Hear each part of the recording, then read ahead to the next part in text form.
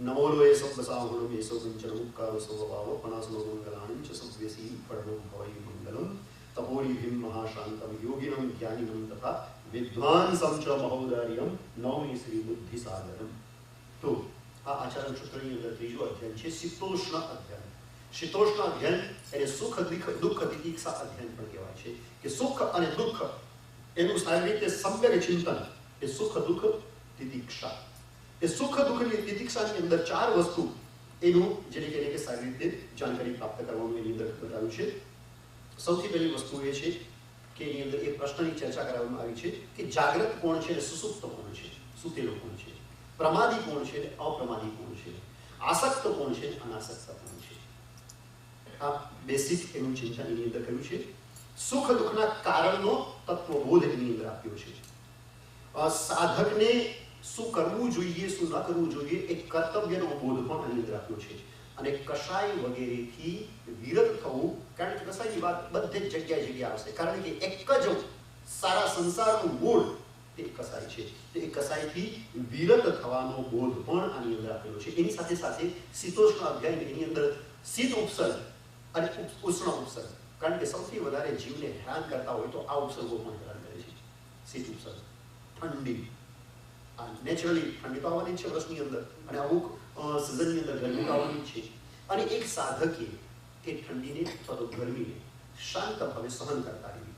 ઠંડી આવે તો પણ એને એક પ્રકૃતિનો સ્વભાવ સમજીને અને ગરમી આવે તો એને પણ પ્રકૃતિનો સ્વભાવ સમજીને એને સહન કરવું, એનું વિસ્તારથી આની અંદર બહુ વિસ્તારથી વર્ણન છે. સૌથી પહેલા સુસુપ્ત જે છે એના વિષયની અંદર આમાં નોર્મલની અંદર કીધું છે કે ભગવાન સુતા કોણ અને જાગ્રત કોણ. તો એની અંદર એ સુતા અને જાગ્રતની વાતની અંદર પણ એ વસ્તુ બતાવેલી છે કે જે પ્રમત્ત છે તે સુતેલા છે અને જે અપ્રમત્ત છે તે જાગેલા છે. જે પ્રમત્ત છે એ આસક્ત છે, જે અપ્રમત્ત છે તે અનાસક્ત છે. જે પ્રમત્ત છે એ દુઃખને પ્રાપ્ત કરે છે અને જે અપ્રમત્ત છે એ પરંપરાએ સુખને પ્રાપ્ત કરે છે. એટલે મૂળ પ્રમાદ ઉપર વાત આવી જાય છે. જીવ હિંસાની સમસ્ત વાત છે એ પણ પ્રમાદ ઉપર આવી જાય છે. આની અંદર કહેલું છે કે જેણે શબ્દ, રૂપ, રસ, ગંધ, સ્પર્શને બરાબર જાણ્યો છે તે આત્માવાન છે, તે જ્ઞાનવાન છે, તે વેદવાન છે, તે ધર્મવાન છે, તે બ્રહ્મવાન છે. એનો અર્થ શું થયો આપણે બધા જાણીએ છીએ, કારણ કે આ પાંચ ઇન્દ્રિયના વિષયો છે. શબ્દ એ કાનનો વિષય છે, રૂપ એ આંખનો વિષય છે, રસ એ જીભનો વિષય છે, ગંધ તે નાકનો વિષય છે અને સ્પર્શ તે ચામડીનો વિષય છે. એટલે પાંચ ઇન્દ્રિયના વિષયો છે. ને આની અંદર કીધું છે કે જેણે શબ્દ, રૂપ, રસ, ગંધ અને સ્પર્શને બરાબર જાણ્યા છે. આપણે બરાબર નથી જાણતા. પરમાત્માના જ્ઞાનની અંદર ને આપણા જ્ઞાનની અંદર ફરક શું છે? જો પરમાત્માને પણ આ ભૌતિક જે પદાર્થો છે એ જીવા છે એવા દેખાય છે. આપણે પણ લગભગ આ પદાર્થો એવી રીતના જોઈએ છે સામાન્ય રૂપે. આપણા જોવા અને ભગવાનના જોવામાં એ જ્ઞાનમાં ફરક શું છે? આપણે જે જોઈએ છીએ અને ભગવાન જે જુએ છે એની અંદર મેઇન બેસિક ફરક શું છે? તો કે ભગવાન જે જુએ છે ને એની અંદર એમને રાગ દ્વેષ નથી. એ વસ્તુ રૂપે ઝળકે છે, બસ આટલું જ. કેવી રીતના? પરમાત્માને આદર્શમાં અરીસાની રીતમાં આપેલી છે. પરમાત્માનું જ્ઞાન કેવું છે? અરીસા જેવું છે. અરીસાની સામે કોઈ પણ વસ્તુ હશે એ ઝળકશે એની અંદર. અરીસાની અંદર એનું પ્રતિબિંબ પડશે પરંતુ અરીસાની અંદર પરિવર્તન નહીં થાય. અને આપણું જે જ્ઞાન છે ને એ કેવું છે? તો ઉપમા આપ્યું હોય તેમ કે ફોટોગ્રાફી. અરીસાની સામે કઈ વસ્તુ આવી એની અંદર પ્રતિબિંબિત થઈ પછી હટાવી એટલે પછી અરીસો કોઈ વસ્તુનો સંગ્રહ નથી કરતો. પરિચય બધાનો, સંગ્રહ કોઈનો નહીં. અને આપણે ફોટા જેવા છીએ, ક્લિક થતું જ રહે. અને જે ક્લિક થાય એ બધું જ અંદર સંગ્રહ થતું જાય. જેટલાનો પરિચય એ બધાનો સંગ્રહ. ભગવાનમાં અને આપણા જ્ઞાનની અંદર મેઇન જો ફરક હોય આ ફરક છે કે એમના જ્ઞાનની અંદર બધા પદાર્થો જે દેખાય છે એની અંદર એ લોકો રાગ અને દ્વેષ એની પરિણતિથી એ દૂર છે. અને આપણે પાંચ ઇન્દ્રિયો અને મનથી જે જ્ઞાન જે બોધ આપણને થાય છે એની અંદર સતત સારું ખરાબ, ગમતું અણગમતું, રાગ અને દ્વેષ આ સતત ચાલ્યા કરે. આ સારું છે, આ ખરાબ છે, આ બરાબર નથી, આ બરાબર છે, આવું. અને એ જ રાગ દ્વેષ છે અને એનાથી સતત કર્મ બંધન છે. એટલે બરાબર જાણવાનો અર્થ એ છે કે ફક્ત એને દ્રષ્ટા ભાવે નિહાળવાનું છે અને એની અંદર કાંઈ જ આપણો ઉમેરો એની અંદર નથી કરવાનો. એ જેમ છે તેમ જોવાનું અને એની અંદર આપણે આપણું ડાપણ નહીં ઉમેરવાનું. ડાપણ ઉમેરવું એટલે શું? તો કે એને સારું કીધું એ ડાપણ, એને ખરાબ કીધું એ પણ ડાપણ. આ ડાપણ કાંઈ નહીં ઉમેરવાનું, એ જે છે એમ એને જોઈ લેવાનું. That's it. અને આવું કરીએ તો એ આસક્તિ ત્યાં તરત જ તૂટી જાય છે. અને આવી રીતના કરવું એ અપ્રમત્ત અવસ્થા. અપ્રમત્તનો અર્થ શું છે? પ્રમાદ એટલે શું? સૌથી પહેલું કે પ્રમાદી વ્યક્તિ છે ને એ કર્મ બંધન કરે અને અપ્રમત્ત છે એ કર્મ બંધન ન કરે. તો પ્રમાદ એટલે શું? 5 પ્રકારના પ્રમાદ શાસ્ત્રની અંદર બતાવ્યા છે. મધ્ય, વિષય, કષાય, નિદ્રા અને વિકર્તા. 5 પ્રકારના પ્રમાદ છે. મધ્ય એટલે કોઈ પણ કેફી પદાર્થનું સેવન એ પ્રમાદ છે. કોઈ પણ પ્રકારનો કેફી પદાર્થ મધ્યની અંદર આવી જાય. વિષય, કામ, ભોગ, એની આકાંક્ષા એ પણ પ્રમાદ છે. કષાય એટલે ક્રોધ, માન, માયા એટલે કે રાગ અને દ્વેષ એ પણ પ્રમાદ છે. નિદ્રા, ઊંઘ એ પણ પ્રમાદ છે. અને વિકથા, વિકથા એટલે શું? ફાલતુની પારકી પંચા, જેની જરૂરત નથી એ પ્રકારની વાત મોટા ભાગે એ જ આપણે કરતા હોઈએ. આ બધો પ્રમાદ છે. અથવા તો પ્રમાદને એકદમ ટૂંકાની અંદર કેવું હોય ને, એકદમ ટૂંકા, એકદમ શોર્ટ એન્ડ સ્વીટ આખો પ્રમાદને આપણે સમજી લેવું. કોઈ પણ ક્રિયા જે આત્માર્થે ન કરવામાં આવે એ પ્રમાદ.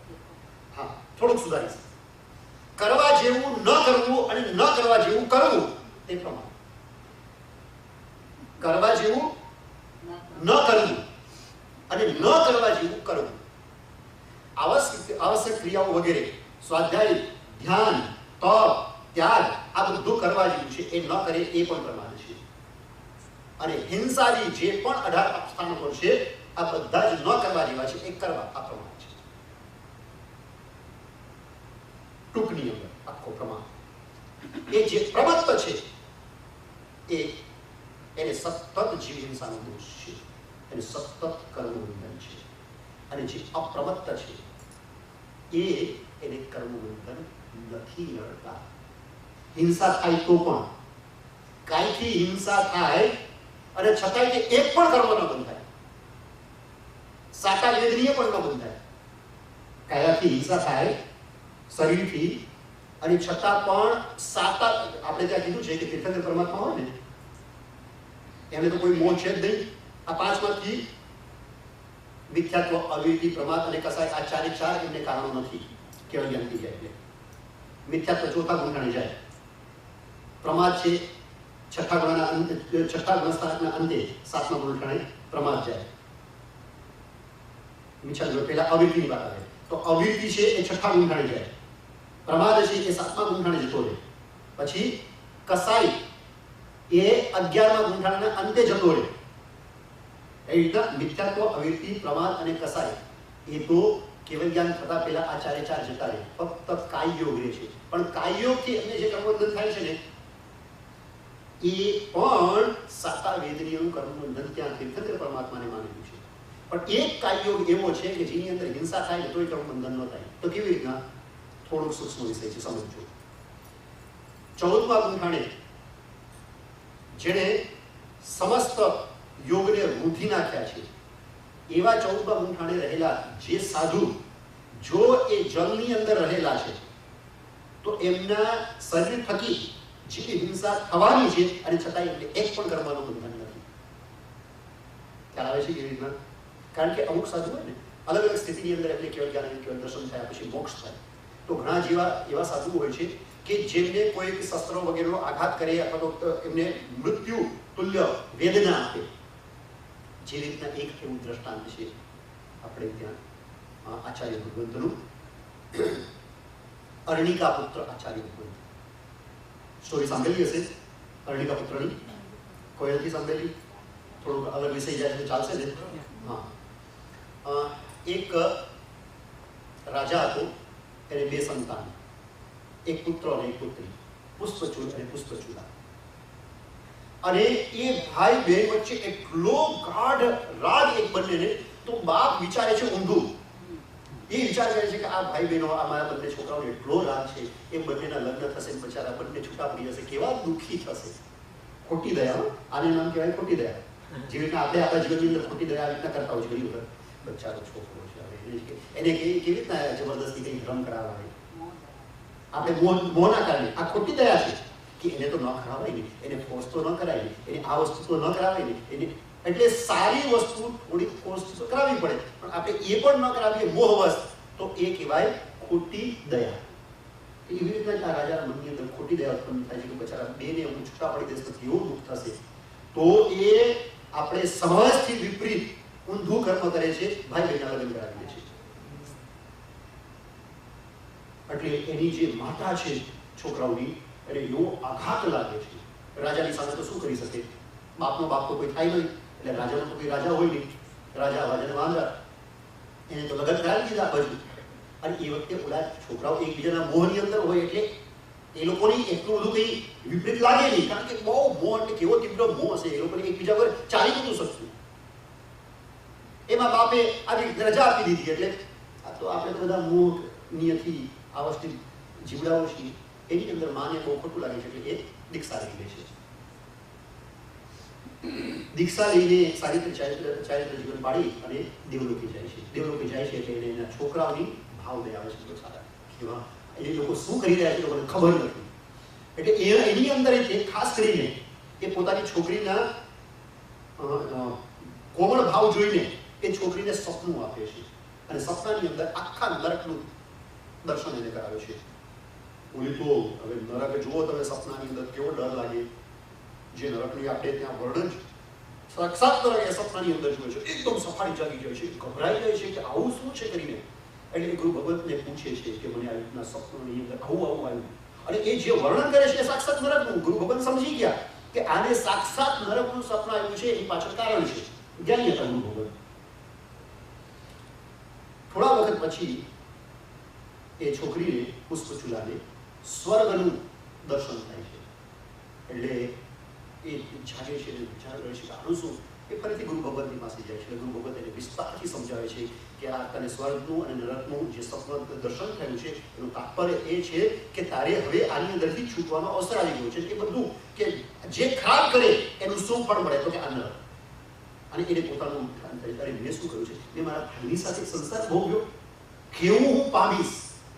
અને પછી એ છોકરીને દીક્ષા લેવાની ઈચ્છા થાય છે, પુષ્પચૂડાને. એટલે એ પોતાના ભાઈ અને પતિ પણ હતો, એને કહે છે કે મારે દીક્ષા લેવી છે. હવે એના ભાઈને એનો પર એટલો ગાઢ રાગ, કારણ કે એની યોગ્યતા હજી નહોતી નિર્માણ થઈ. કોઈકની યોગ્યતા પહેલા નિર્માણ થઈ જાય છે, કોઈકની નિર્માણ નથી થતી. તો એવું થયું, આ છોકરીની યોગ્યતા નિર્માણ થઈ ગઈ, એટલે એને દીક્ષા આપવાની અનુમતિ તો આપે છે, મુશ્કેલથી, પણ દીક્ષા જ કરે છે. તારે નગર છોડીને ક્યાંય વિહાર નહીં કરવાનો. જો એ વચન આપે તો હું તને દીક્ષાની અનુમતિ આપું, કે તું મારી આંખની સામે જોવે, હું તને જોઈ શકું. ખબર છે કે તો સાધુજી બની જવાના છે, છતાંય એક જોવાનો મોહ, કેવો તીવ્ર મોહ હશે એ તમે કલ્પના કરો. તો ઓલી પણ વિચાર કરે છે કે હું મારું આત્મકલ્યાણ તો સાધી શકીશ. એટલે આત્મકલ્યાણની અપેક્ષાથી એ વચન પણ આપે છે, ઠીક છે હું આ જ નગરની અંદર રહીશ. થાય છે એવું કે એક વખત એ નગરની અંદર, આસપાસના એની અંદર ખૂબ તકલીફ આવે છે. એટલે સાધુ બધા વિહાર કરી જાય છે ત્યાંથી, બધા સાધુ. એની અંદર એક જે આચાર્ય ભગવંત, ગુરુ ભગવંત હતા, એનું નામ હતું અર્ણિકા પુત્ર આચાર્ય ભગવંત. એ વિહાર કરી શકે એમ હતા નહીં. એ જમાનાની અંદર તો ડોળી વગેરેની વાત વિચાર જ નહીં કરો, કારણ કે એ જમાનાની અંદર એવું સરસ સુંદર સાધુજીઓને લોકો પાડતા કે આ ડોળી કે વ્હીલચેર કે એનો તો ઉપયોગ જ ના કરે. કારણ કે એકચ્યુઅલી અંદર જંઘાબળ ક્ષીણ થઈ જાય એટલે કે હાલવા ચાલવાની શક્તિ ક્ષીણ થઈ જાય તો આપણે ત્યાં સ્પષ્ટ વિધાન છે કે એક જગ્યાએ રહી શકે, રોકાઈ શકે. જ્યાં સુધી એમને હલવા ચલવાની શક્તિ હોય ત્યાં સુધી વિહાર કરવાનો. અને એ આચાર્ય ભગવાન ત્યાં રોકાય છે, પણ એમના બધા શિષ્યો જતા રહે છે, એટલે એમનું વ્યાવચ કરવાનું કોઈ નથી. એટલે આખા નગરની અંદર સાધુ રૂપે તો એક સાધુ અને ઓલા સાધ્વી પોતાનો ઉપાસ લઈ ગયો સાધ્વી. હવે સાધ્વી વિચાર કરે છે કે ગુરુ ભગવાન એનું વ્યાવચ કરનારું કોઈ નથી, એમના જંઘાબળ ક્ષીણ થઈ ગયું છે, એમને નિર્દોષ ગોચરી પાણી લાવી આપવા એ હરવું હવે કર્તવ્ય છે. એટલે ઓલી પુષ્પચૂડા સાધ્વી છે, આમ નોર્મલમાં સાધ્વી હોય, સાધુના ગોચરી પાણી ન લાવી શકે એ નિયમ હોય, પણ આવું કારણસર હોય તો લાવી પણ શકે એવો પણ નિયમ છે. એટલે હવે સાધ્વીજી મહારાજ ઓલા આચાર્ય ભગવંતની ગોચરી પાણી લાવી આપે છે. આમ કરતા કાળ નિર્ગમન થાય છે. હવે એ કાળ નિર્ગમન થતા એમના વ્યાવચના ગુણના કારણે, એમની પવિત્રતાના કારણે એ સાધ્વીજીને કેવલ જ્ઞાન કેવલ દર્શન થઈ જાય છે. સાધ્વીજી ભગવાન પોતે બની ગયા અને ઓલા જે આચાર્ય ભગવાન છે એ છદ્મસ્ત છે, પણ એમને કન્ટિન્યુટી રહી છે. કેવલ જ્ઞાન થઈ ગયું પણ કીધું નહીં, કારણ કે કેવલ જ્ઞાનની વિશેષતા એ છે કે એ કોઈ દિવસ એમ ન કહે કે આઈ એમ કેવલ જ્ઞાની. આપણે શું કહે, I am MA, I am PhD, I am doctor, I am lawyer, I am this and that. જે ખરેખર સાચા જ્ઞાની છે એમ ન કહે કે આઈ એમ ધીસ. ગાથામાં આવે છે ગુરુ રહ્યા છદ્મસ્ત પણ વિનય કરે ભગવાન. હા, બસ આ જ અંદર છે કે વિનય કરી ભગવાન, કે ભગવાન ત્યાં પોતે પુષ્પચૂડા સાધ્વી મારે પોતે ભગવાન બની ગયા છે. કેવલ જ્ઞાની ભગવાન છે અને એ કેવલ જ્ઞાની ભગવાન છદ્મસ્ત ગુરુ અરણ્યકા પુત્ર આચાર્ય ભગવાન એમની સેવા કરે છે, ગોચરી પાણી લાવે છે. એ પછી વરસાદનો દિવસ હોય છે અને વરસતા વરસાદની અંદર ગોચરી ઓળવા જાય છે, ગોચરી ઓળીને લાવે છે. એટલે જેવું ગોચરી ઓળીને લાવે છે રોજ સેવા કરે છે, પણ ગુરુ કોનું નામ? ગમે એટલી શિષ્ય સેવા કરતો હોય, વ્યાવચ કરતો હોય, વડીલ કોનું નામ? પિતા કોનું નામ? માતા કોનું નામ? કે એની વ્યાવચને ફક્ત ન જુએ, જો એ ખોટું કરતો હોય તો થોડોક ડારો ઠપકો પણ આપે. એમના વિચાર કરે કે હવે આટલી મારી સેવા કરે છે, હવે ચલાવી લ્યો ને. જો એવી રીતે ચલાવી લે તો એનો અપકાર કરે છે, એને ડૂબાડે છે, એને પાપની અંદર નાખે છે. કે જો એને ખોટા માર્ગે જતો ન રોકે તો એ ગુરુ ખોટું કરે છે, એ માતા પિતા ખોટું કરે છે. એટલે ગુરુનો તો એ નિયમ કે એને ખોટું કહ્યું, વરસાદની અંદર ગોચરી થઈ એટલે તરત ઠપકો આપ્યો કે વરસતા વરસાદની અંદર આટલા અપકાયની વિરાધના કરીને કેટલા પાણીના જીવો કેટલા મરી ગયા છે કે અછિત પાણી હતું. તને કોઈ જ્ઞાન થયું છે? તો કે હા ભગવાન આપની કૃપાથી. તો કે કયું જ્ઞાન થયું છે? પ્રતિપાતી કે અપ્રતિપાતી? આવીને ચાલ્યું જાય એવું કે આવીને પછી ન જાય એવું? તો કે ભગવાન આપની કૃપાથી અપ્રતિપાતી, આવીને ન જાય તેવું. એ ખબર પડે છે કે અરે આ તો કેવલ જ્ઞાની ભગવાન છે અને કેવલ જ્ઞાની ભગવાન પાસે મેં વ્યાવચ લીધું, એમની પાસે મેં સેવા કરી, એમની તો ભયાનક મેં આસાધના કરી છે. એમ એ આચાર્ય ભગવતને મનની અંદર એવો પશ્ચાતાપ જાગે છે, ઊભા થાય છે અને 3 પ્રદક્ષિણા કરી અને ત્રિવિધે એ કેવલી ભગવતને ખમાવે છે કે ભગવાન મેં અજાણતા આપની આસાધના કરી છે, મને ક્ષમા કરો. અને પછી એ કહે ભગવાન આપને તો કેવલ જ્ઞાન થઈ ગયું, શું મને આ જન્મની અંદર કેવલ જ્ઞાન થશે? ત્યારે કહે છે કે હા તમને થશે. તો કે ક્યાં ને ક્યારે થશે? ત્યારે જ્ઞાની ભગવાન જે જોઈ રહ્યા હતા એ બતાવ્યું કે તમે જ્યારે ગંગા નદી પાર કરતા હશો ત્યારે ગંગા નદીની અંદર વચ્ચે તમને કેવલ જ્ઞાન કેવલ દર્શન પ્રાપ્ત થશે. હવે અરણ્યકા પુત્ર આચાર્ય ભગવાન વિચાર કરે છે કે મને ગંગા નદી પાર કરતા થશે તો હવે હું ગંગા નદી પાર કરું, કારણ કે કેવલ જ્ઞાની કોઈ દિવસ અસત્ય ભાષી હોય નહીં. તો હું જો ગંગા નદી પાર કરીશ તો વચ્ચે મને કેવલ જ્ઞાન થશે. હવે એમને કેવલ જ્ઞાનની એવી તાલાવેલી થાય છે કે એ ગંગા નદી પાર કરવા ત્યાંથી વિહાર કરે છે. થોડા ડગું ચાલતા. એક મિનિટ પૂછું, એક સવાલ. તમે કહો છો કે એમની પ્રદક્ષિણા કરી તો એમના તો પગ તો હતા નહીં, તો પ્રદક્ષિણા કેવી? જંઘાબળ ક્ષીણ થઈ ગયું હતું એટલે આપણે જે રીતના પગ લગભગ બહુ વધુ લાંબુ ન ચાલી શકીએ, લાંબો વિહાર ન કરી શકીએ, પણ નોર્મલ થોડું ઘણું ચાલી શકીએ એવું તો હતું જ. બરાબર છે? અને એટલા માટે જ, કારણ કે ઘણા એવા હોય કે બહુ પીડા થાય, બહુ દર્દ થાય, પણ જ્યારે તમને કોઈક વસ્તુની અતિ ઉત્કૃષ્ટ તાલેલી હોય ને ત્યારે આ બધું ઠીક થઈ જાય.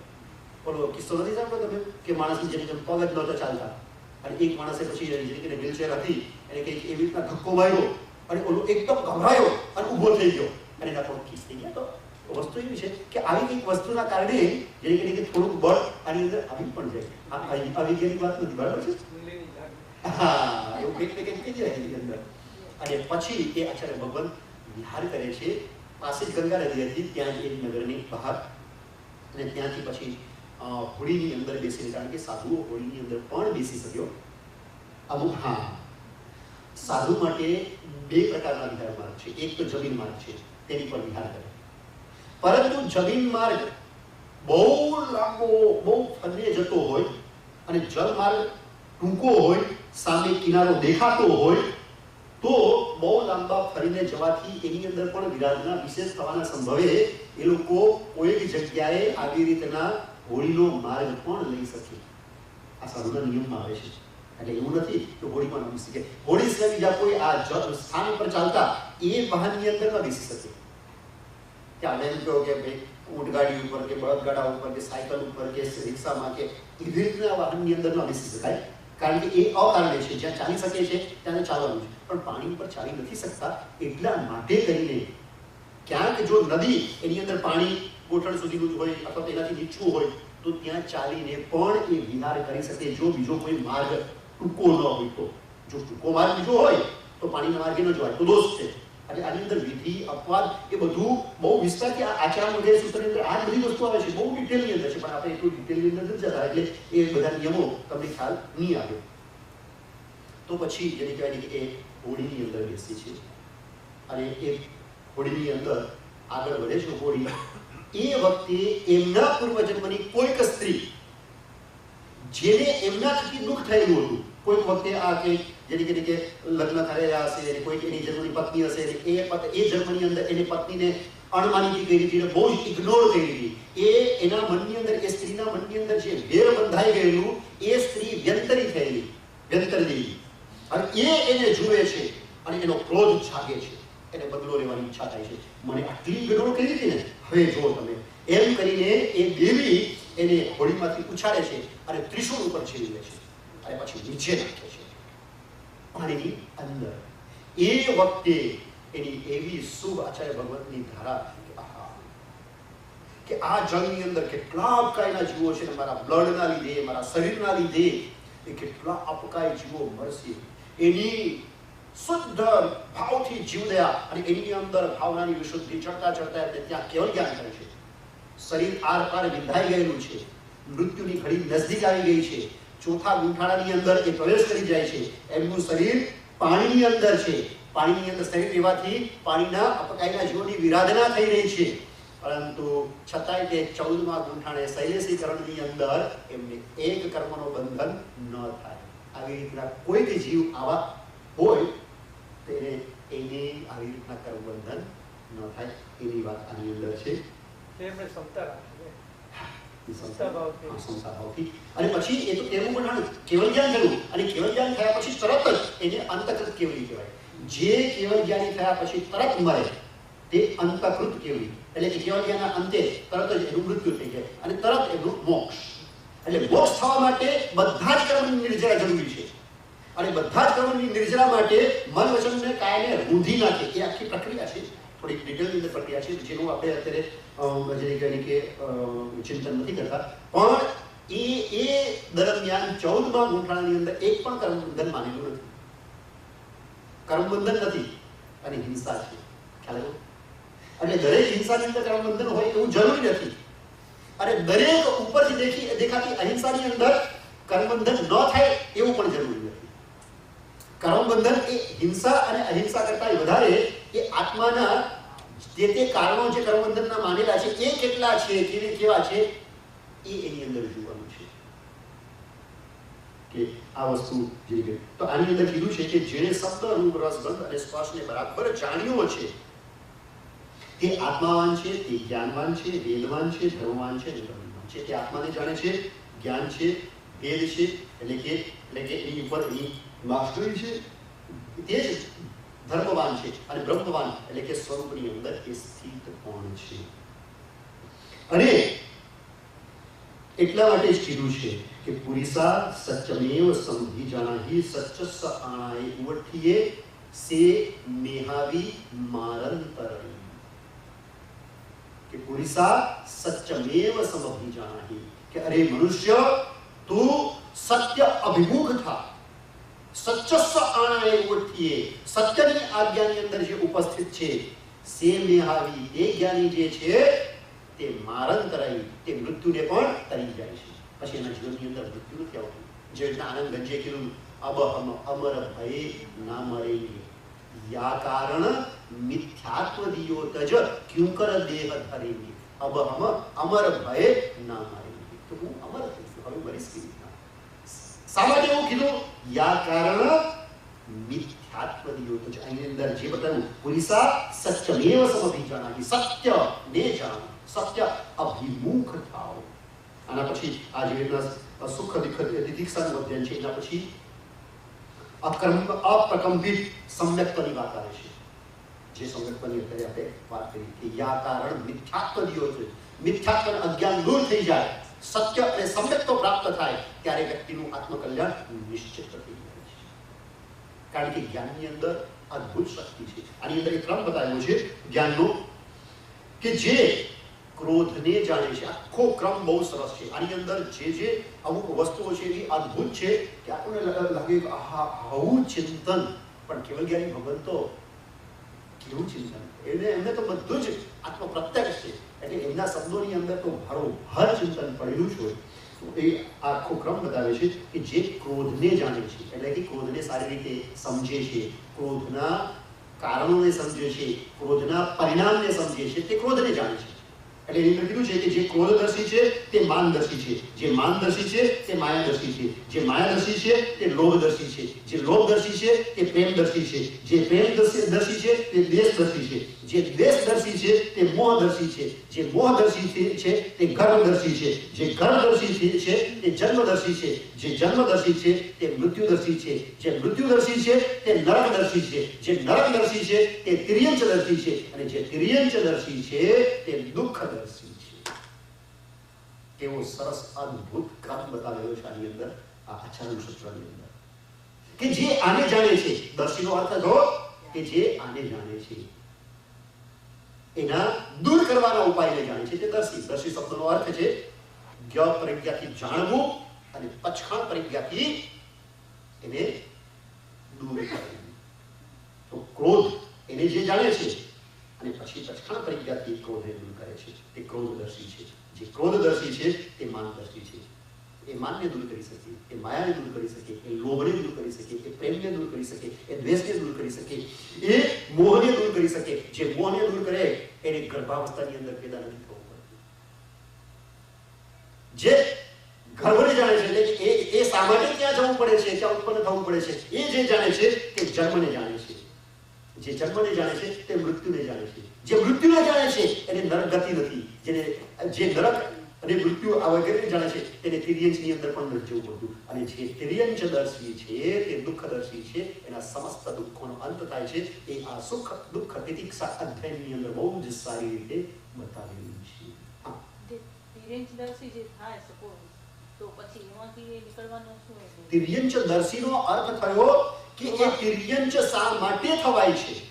દર્શીનો અર્થ એ થાય છે શા માટે થવાય છે અને ન કેવી રીતે ન થવાય. આ જ્ઞ પરિજ્ઞાથી જાણવું અને પછી એ જે જાણ્યું તેને પછાણ પરિજ્ઞાથી એનો પ્રતિકાર કરવો. જે થયા છે એમનો પછી ઉત્તર શું? જે થઈ ગયા છે આપણે તો જ્ઞાનને પ્રત્યાખ્યાન. આ તો આત્મજ્ઞાનીની વાત ચાલે છે. એ બિચારા જે આત્મજ્ઞાની નથી, અને આપણે પણ આવા આત્મજ્ઞાની નથી, તો જે આત્મજ્ઞાની નથી એને તો ભટકવાનું છે. એમાંથી પણ નીકળાતા તો હશે ને? નીકળે પરંપરાએ ઘણા જે નીકળે કે ધીરે ધીરે ધીરે નીકળે અને ઘણા અનંત કાળ સુધી એની અંદર સપડ્યા કરે. જે સમજે જાણે જે દર્શી પુરુષ છે તે નીકળી શકે, અને જે આવું દર્શન નથી કરતો. એટલા માટે આની અંદર કીધું છે આ જ અધ્યાયની અંદર જે એકે જાણી છે સર્વમ જાણી, જે સર્વમ જાણી તે એકે જાણી, જે એકને જાણે છે તે સર્વને જાણે છે, અને જે સર્વને જાણે છે એકને આત્માને જાણે છે. જેને સર્વ જાણી લીધું છે બધું સારી રીતે તે પોતાની આત્માને જાણે છે, અથવા તો જે એકે જાણી કે સર્વમ જાણી છે એ પોતાની આત્માને જાણી લે છે, એ બધું જ જાણે છે. જે આની અંદર કીધું કે જે ક્રોધને જાણે છે એટલે ક્રોધ કેવી રીતના આવે છે, ક્રોધ શા માટે આવે છે, એના કયા કયા નિમિત્ત કારણ છે, એના કયા કયા ઉપાદાન કારણ છે, એને નાશ કરવા માટે શું કરવું જોઈએ, એ બધું જે જાણે છે તે ક્રોધને જાણે છે. અને જે આવી રીતના એકને જાણે છે તો પછી બીજાને જાણવાનું, એટલે કે એ માનને પણ જાણી શકવાનું, કે માયાને પણ. આપણે તો ક્રોધ માન માયા લોભ કાંઈ નથી જાણી શકતા, એટલે તો આપણે ક્રોધ માન માયા લોભ આવે રાખીશું વારે વાર. નિમિત્ત આવ્યું તરત ક્રોધ આવી જશે આપણને. નિમિત્ત મળવું જોઈએ, જેવું નિમિત્ત મળે છે તરત આપણે એની આધીન થઈ જઈએ છીએ. અને આ જાણવા વાળા એની આધીન નથી થતા, કારણ કે એ જાણે છે કે આ ક્રોધનું પરિણામ શું છે, એ પણ જાણે છે. ક્રોધનું પરિણામ કેવું ખતરનાક છે એ જાણે છે, અને ક્રોધ ન હોય તો કેવું સુંદર પરિણામ આવે એ પણ જાણે છે. આ બંને આવી રીતના જાણે છે કે હોય તો શું, ન હોય તો શું, એ કેવી રીતના, શા માટે, આ બધું જ સારી રીતે જાણવું, તે જ્ઞ પરિજ્ઞાથી જાણવું. અને પછી જ્ઞ પરિજ્ઞાથી જાણ્યું એ પછી એ જોઈએ કે આ તો ખરાબ છે. જેવી રીતના તમે સવારની અંદર ઘરની અંદર કચરો વાળો, ગંદકી ઘણી છે, કચરો ઘણો છે, સુપડીની અંદર ભેગું કરો, પછી શું કરો? કેમ તિજોરીમાં કેમ નથી મૂકતા? કેમ નથી મૂકતા? બસ આનું નામ કહેવાય જ્ઞ પરિજ્ઞાથી સાચું જાણવું. એ સાચું ખબર છે આપણને, કચરો તિજોરીમાં ના મુકાય, પણ હજી એવું જ્ઞ પરિજ્ઞાથી જાણ્યું નથી કે કસાય આત્માની અંદર ન રખાય. આ જ્ઞ પરિજ્ઞાથી જાણ્યું જ નથી. જ્ઞ પરિજ્ઞાથી જેવું જાણી લીધું તો તરત જ પચખાણ થઈ ગયો એનો.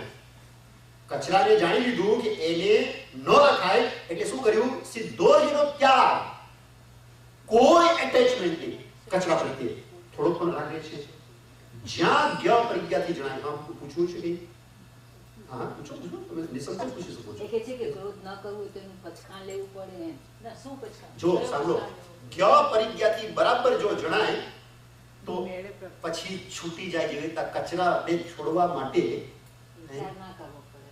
જો બરાબર જાણ્યું છે તો પછી બરાબર છૂટી જાય છે. કચરા પેટીની અંદર નાખ્યા પછી એક અંશ પણ તમારે રાગ રહે છે કે અરે કચરો કેવો સારો હતો, કેટલું સરસ હતું, મેં છોડી દીધો. એ છોડ્યો એવું પણ ભાવ આવે છે. મેં છોડ્યો એવો અહંકાર પણ એની અંદર છે કે કચરો મેં છોડી દીધો. મેં મીઠાઈ છોડી દીધી છે, મેં વિગઈ છોડી દીધી છે, મેં આહાર છોડી દીધો છે, મેં 2 કપડા સિવાય બાકી બધા કપડા છોડી દીધા છે, મેં મારા ઘરનો અમુક ભાગ એ હિસ્સો અને એના સિવાય બાકી બધી મારી મિલકત છે મેં છોડી દીધી, છોકરાઓને આપી દીધી છે, મેં મારા ઘરનાની અંદર 2 બંગડીને 1 ચેન ને 1 આટલા સિવાય મેં બધા જ ઘરના છોડી દીધા છે. આ બધાની અંદર મેં છોડ્યા છે એની નથી છૂટ્યા એની વાત નથી, જેને છોડ્યા છે એની વાત ચાલે છે. છૂટ્યા તો પણ આસક્તિ રહેવાની જ છે. આસક્તિ રહે છે ને. કેમ કેમ આ કચરા ઉપર આસક્તિ નથી, કેમ આની ઉપર આસક્તિ છે? હજી આ બધી વસ્તુ કચરાની જેમ સમજાઈ નથી. એ કચરો જ છે એમ હજી સમજાયું નથી, ત્યાં સુધી આસક્તિ છે. એટલે જે દિવસે જ્ઞ પરિજ્ઞાથી બરાબર સમજાઈ જાય છે કે આ કચરો જ છે, તે દિવસે એની મેળે અંદરથી પણ છૂટી જાય છે. બહાર તો છૂટે છે પણ અંદરથી પણ છૂટી જાય છે. પરંતુ જ્યાં સુધી એ ન છૂટે ત્યાં સુધી પછાણથી થોડું થોડું છોડવાનો પ્રયાસ તો કરવો છે. એનો અર્થ એમ નહીં સમજવાનો કે તો પછી અંદરથી ના છૂટે તો બહારથી છોડવાનો અર્થ શું છે? આપણે તરત આવો ઊંધો ખ્યાલ આવે. આપણે બધા ઊંધા મગજના માણસો છીએ કે આપણે એમ જ થાય કે તો પછી આવી રીતના જેને કે બહારથી છોડવાનો અર્થ શું? તો બહારથી છોડવાનો અર્થ તમને બતાવું. જો આપણે ત્યાં કર્મ બંધનના મુખ્ય 3 સાધનો છે: મન, વચન ને કાયા. મનથી નથી છૂટ્યું તો કાયાથી છૂટ્યું તો એટલા કર્મો ઓછા બંધાશે ને. કે તમારી 4 બારીઓ છે, એની અંદર એક બારીનો એક કાચ તૂટેલો છે, વરસાદ આવી રહ્યો છે, પાણીનો ઝાપટું પણ અંદર આવે છે, પાણી પણ અંદર આવે છે, તો તમે એમ સમજો કે હવે આખું એક કાણામાંથી તો આવે જ છે પાણી, તો 4 બારીઓ ખુલ્લી રહેવા દો ને ક્યાં વાંધો છે? પણ આની અંદર ધર્મના અધ્યાત્મના ક્ષેત્રની અંદર આપણે એમ જ વિચારશું કે આપણે મનથી પાપ બાંધીએ છીએ તો ભલે ને શરીરથી બંધાતું, એની અંદર શું વાંધો આવવાનું છે? આપણે એમ સમજવાનું છે કે જ્યાંથી જેટલા પ્રમાણની અંદર કર્મ આવતું ઓછું થયું એ સારું છે. એટલે જો કદાચ મનથી પાપને ન રોકી શકીએ તો પણ કાયાથી અને વચનથી પાપને રોકી દેવાના. કારણ કે કાયાથી અને વચનથી આપણે પાપને રોકી શકીએ છીએ, આપણા હાથમાં છે. તો ટોકી લેવાનું. તો આ સુખ દુઃખ તિતિક્ષા અધ્યાય એ પછી છે અપ્રકંપનીય અધ્યાય. અપ્રકંપનીય અધ્યાયની અંદર બહુ જ સરસ સુંદર વાત કહેલી છે કે સંગત હોવું જોઈએ. અરે કેવું કે દ્રઢ હોવું જોઈએ, મજબૂત. અરે જ્ઞાન આવશે ને તેની સાથે સંગત. પુરીસા સત્યમેવ સમભીજાનાતિ, જે આગળના અધ્યાયની અંદર કીધું કે મનુષ્ય તમે સત્ય અભિમુખ થાઓ, કારણ સત્યસ્સ આણાય વઠ્ઠીએ સેમ્યઃ વિમાનંતરે. જે સત્યની આજ્ઞાની અંદર ઉપસ્થિત છે, એની આજ્ઞાની અંદર, એની મર્યાદાની અંદર જે ઉપસ્થિત છે, સેમ્યઃ વિમાનંતરે, તે મૃત્યુને તરી જાય છે. એટલે જે સત્યને પ્રાપ્ત કરે છે એ સંગતને પ્રાપ્ત કરે છે. અને જેટલા માત્રાની અંદર સત્યને વધારે પ્રાપ્ત કરતો જાય અંદરથી, ફક્ત પોપટિયું જ્ઞાન નહીં. આપણે પોપટિયું જ્ઞાન મેળવી લઈએ અને આપણે સમજી જઈએ કે આપણને આ તો થઈ ગયું છે, તો કે ના, પોપટિયું જ્ઞાન નહીં, સમજ સાથેનું સત્ય જ્ઞાન જો આપણે પ્રાપ્ત કરીએ તો જેટલી માત્રાની અંદર સત્યનું જ્ઞાન પ્રાપ્ત કરીએ તેટલી માત્રાની અંદર સંગત્વ આપણને પ્રાપ્ત થતું જાય છે. તો એ સંગત્વ છે એ 4 પ્રકારે બતાવેલું છે શાસ્ત્રની સંગત્વ. જ્ઞાન સંગત્વ, દર્શન સંગત્વ, ચારિત્ર સંગત્વ અને તપ સંગત્વ. આમ 4 પ્રકારે એને સંગત્વ સમજવાનું. જ્ઞાન સંગત્વ એટલે શું છે કે જે જ્ઞાન છે એ એના સંદર્ભે, સાચા સંદર્ભે આપણને જ્ઞાન થાય. જે પણ જ્ઞાન આપણે પ્રાપ્ત કરીએ એના સાચા એટલે કે આત્મ હિતાર્થ સંબંધે એ પરિણમન પામે તે જ્ઞાન સંગત્વ. દર્શન સંગત્વ એટલે આત્મ હિતાર્થ જે દ્રઢ શબ્દ એ દર્શન સંગત્વ. ચારિત્ર સંગત્વ એટલે કે જે ચારિત્રની ક્રિયાઓ છે એ આત્મા માટે થાય અને આત્મા સિવાય બીજા કોઈ માટે ન થાય, એ ચારિત્ર સંગત્વ છે. અને તપ પણ એવી રીતના છે જે ફક્ત આત્મા માટે થાય અને આત્મા સિવાય કોઈ બીજી કોઈ અપેક્ષા એની કે કોઈ પ્રશંસા માટે નહીં, કોઈ સારું કહે એટલા માટે નહીં. આહા, તમે તો કેવા તપસ્વી છો, તમે તો કેટલું સુંદર ઉત્તમ તપ કરી શકો છો, તમારી કેવી અદ્ભુત શક્તિ છે, તમને તો કાંઈ તકલીફ નથી થઈ, તમે તપ કરો છો, તમારા ચહેરા ઉપરથી તમને કાંઈ ફરક નથી પડતો. આવો પ્રકારનું કંઈ પણ આપણે સાંભળવા માટે નહીં, પરંતુ એક આત્માના કલ્યાણ માટે તપ થાય. અને એવી રીતના ચારિત્ર કે ફક્ત આપણા આત્મકલ્યાણ માટે, કોઈના માટે આપણે કાંઈ નથી કરવાનું. તો આવી રીતના એક આત્મા માટે જે ચારિત્ર અને તપ થાય તે બધું સમ્યક ચારિત્ર, સમ્યક તપ અથવા તો આ સમ્યક તપ, જ્ઞાન સમ્યક તપ, દર્શન સમ્યક તપ, ચારિત્રનો ભાગ છે. આમ કહેવાય તો તપ અને ચારિત્ર એક પણ ગણી શકાય છે અને તે તપ અને ચારિત્ર જુદા પણ ગણી શકાય છે. કેવી રીતના? તો કે ચારિત્ર એ સંવર રૂપ છે અને તપ એ નિર્જરા રૂપ છે. પણ આની અંદર આ જ જેની કહેવાય કે અધ્યાયની અંદર, ચોથા અધ્યાયની અંદર એક સૂત્ર આવે છે, બહુ સરસ છે. જે આસવા તે પરિસવા, જે પરિસવા તે આસવા. એનો અર્થ શું છે કે જેટલા કર્મ બંધનના કારણ છે તે બધા જ કર્મના નિર્જરાનું પણ કારણ છે, અને જેટલા કર્મ નિર્જરાના કારણ છે તે બધા કર્મ બંધનના પણ કારણ થઈ શકે છે. એટલે જે કારણ જે આપણે એમ કહીએ ને કે આનાથી ધર્મ થશે, આનાથી આપણે પુણ્ય મળશે અથવા તો આનાથી કર્મ નિર્જરા થશે, એ બધા કર્મ નિર્જરાના જે કારણો છે ને એનાથી કર્મ બંધન પણ થઈ શકે છે. જે રીતના તપશ્ચર્યા, ત્યાગ, ચારિત્ર ક્રિયા આ બધું જ કર્મ બંધનનું કારણ થઈ શકે. જેવી રીતના નિદાન આવી ગયું એની અંદર તો શું થશે? નિદાન પૂર્વકનું તપ તો કે કર્મ બંધનનું કારણ. જે કર્મ નિર્જરાનું કારણ હતું એ કર્મ બંધનનું કારણ થઈ ગયું. અને ઘણી વખત કર્મ બંધનનું કારણ જે આસવા તે પરિસવા, આમ કર્મ બંધનનું કારણ દેખાય આપણને. જેવી રીતના એક કસાઈ હતો, એ કસાઈ માછલી કાપી રહ્યો હતો અને એ વખતે આચાર્ય ભગવાન પોતાના શિષ્યની સાથે ત્યાંથી પસાર થાય છે એટલે શિષ્ય કહે છે કેવો પાપિષ્ટ છે, માછલીઓને કાપે છે, ધિક્કાર છે એને. ગુરુ ભગવાન કહે છે કે એવું ના બોલાય, દોષ લાગે આપણને. શિષ્યને ખબર નહીં પડી કે મેં શું કીધું, આટલું ખોટું કામ કરે છે તો ધિક્કાર જ છે ને એને, શું થાય? લાગે ને એવું? ગુરુ છે. હા, પછી ના આખી વસ્તુ બાહ્ય રૂપે પણ, અંદર આંતરિક રૂપે તો ઠીક છે પણ બાહ્ય રૂપે પણ તમે જુઓ કે કેવું પરિવર્તન પામે છે. આગળ જાય છે થોડા દૂર અને એ વખતે જ આકાશની અંદર દેવદૂતનો નાદ સંભળાય છે. દેવદૂતનો નાદ સંભળાય છે એટલે ઓલા શિષ્યને આશ્ચર્ય થાય છે કે ભગવાન દેવદૂત બી અત્યારે કેમ? તો ઓલા કસાઈને કેવળ જ્ઞાન થઈ ગયું. જે માછલી કાપી રહ્યો હતો એને કેવળ જ્ઞાન થઈ ગયું. ભગવાન એ કેવી રીતે ના? ગુરુ વિશિષ્ટ જ્ઞાની હતા. એને કીધું કે એને માછલી કાપતા કાપતા ચક્કુ છે એ એના આંગળી ઉપર ચાલી ગયું અને કાપો આવી ગયો એની આંગળી ઉપર કાપો આવ્યો અને એને એવી તીવ્ર વેદના થઈ ત્યારે એ વિચાર આવે છે કે મારે તો ફક્ત કાપો પડ્યો છે સેજ, એની અંદર આટલી તીવ્ર વેદના થાય છે, આ માછલીને તો હું જીવતે જીવતી કાપી નાખું છું આખી અને મારી નાખું છું, એની કેવી પીડા થતી હશે. તરત જ એનું મન આખું પરિવર્તિત થઈ જાય છે અને પછી એવી ઉત્કૃષ્ટ પશ્ચાતાપ અને એવી શુભ અતિ ઉત્કૃષ્ટ શુભ ધારાની અંદર ચડી જાય છે કે એક અંતર્મુહૂર્ત, એક સામયિક કાળની અંદર તો એને કેવલ જ્ઞાન અને કેવલ દર્શન થઈ જાય છે. જીવ ત્યાં સમસ્ત કાર્યક્રમનો અક્ષય કરી નાખે છે. જે આસવા એ પરિસવા, આમ ઉપરથી દેખાતું હોય કે આ તો પાપ બંધન થાય નથી, પણ એક ક્રિયા કરતા કરતા એને એવો એક ઝાટકો લાગે છે અને તરત મળી જાય છે. જ્યારે એવી રીતના મન પરિવર્તિત થાય છે અને એ જ સાધન એના નિમિત્તથી જ, એ સાધનના નિમિત્તથી, જે સાધન કર્મ બંધનનું નિમિત્ત હતું, એ ક્રિયા કરતા કરતા એના ભાવો આવી રીતના ચેન્જ થાય. તો એ સમ્યક્ત્વ છે એને અલગ રીતે પણ બતાવ્યું છે. 7 પ્રકારે દ્રવ્ય અને 7 પ્રકારે ભાવ તરીકે પણ પાછું સરસ રીતે અલગ રીતે સમજાવ્યું છે. આમ તો સંકિતના 67 બોલની અંદર સમ્યક્ત્વને બહુ સારી રીતે સમજાવ્યું છે. સંકિતના 67 જે બોલ છે, પણ આની અંદર થોડું અલગ રીતે સમજાવ્યું છે કે દ્રવ્યથી કોઈ પણ વસ્તુ હોય છે એને, જે વસ્તુ આપણે ઉપયોગમાં લઈએ છીએ એના 7 ટુકડા કર્યા છે. જેવી રીતના કોઈ પણ વસ્તુને આપણે ઉપયોગ લઈએ છીએ તો કૃત, સુસંસ્કૃત, સંયુક્ત, પ્રયુક્ત, ઉપયુક્ત, પરિત્યક્ત અને છિન્ન, આ 7 પ્રકારે એને ઉપયોગમાં જો પણ આપણે વસ્તુ લઈએ છીએ એનું હોય છે દ્રવ્ય માટે. આ 7 બતાવી છે. પછી એક સમકિત સંબંધે એને સમજવાનું છે. કૃત એટલે કોઈ પણ વસ્તુને પોતાના મનને અનુકૂળ બનાવવું, તે કૃત છે. કૃત એટલે કરવું, એટલે આપણે જે રીતના ઈચ્છા હોય એ રીતના એને થોડુંક મોડિફાઈ કરી નાખ્યું, એને એવું બનાવ્યું આપણી ઈચ્છા પ્રમાણે, એ કૃત.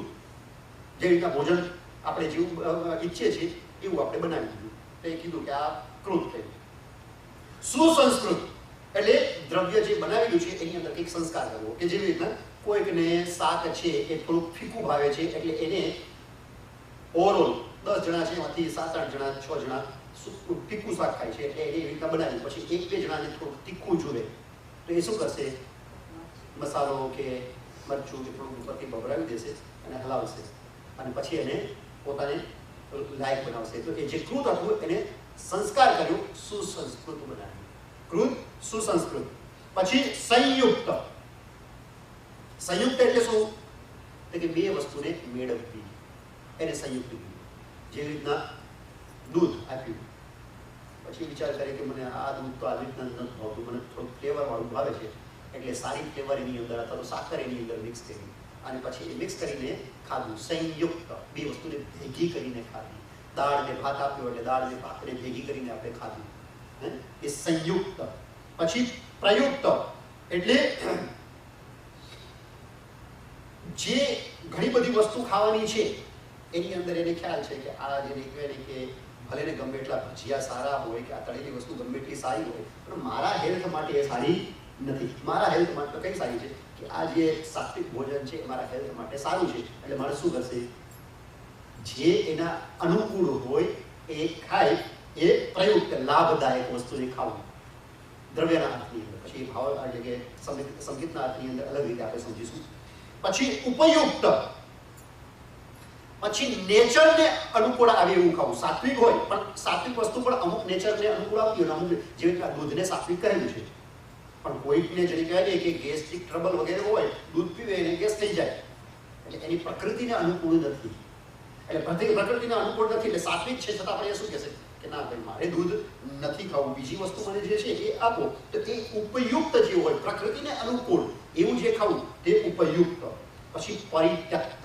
પરિત્યક્ત એટલે શું કે કંઈક ભોજન આવ્યું, જે રીતના શાક જ આવ્યું છે, બરાબર છે, અને શાકની અંદર જોવે કે આની અંદર આ જે વસ્તુ છે તું ખાતું નથી, મને ભાવતું નથી, મિક્સ શાક છે, એ મિક્સ શાકની અંદર અમુક વસ્તુ મને ભાવતી જ નથી, મારે નથી ખાતી, બરાબર છે. તો શું કરશો, શાક તો એક જ છે તમારી પાસે, તો શું કરશો, તો એ જે ન ભાવતો પદાર્થ છે એને એક બાજુ કાઢી નાખશો અને પછી બાકીનો જે ભાગ છે એને તમે ખાશો. એટલે પરિત્યક્ત એટલે અમુક ભાગને છોડીને અમુક ભાગને ખાઈ લેવો એ પરિત્યક્ત એની અંદર.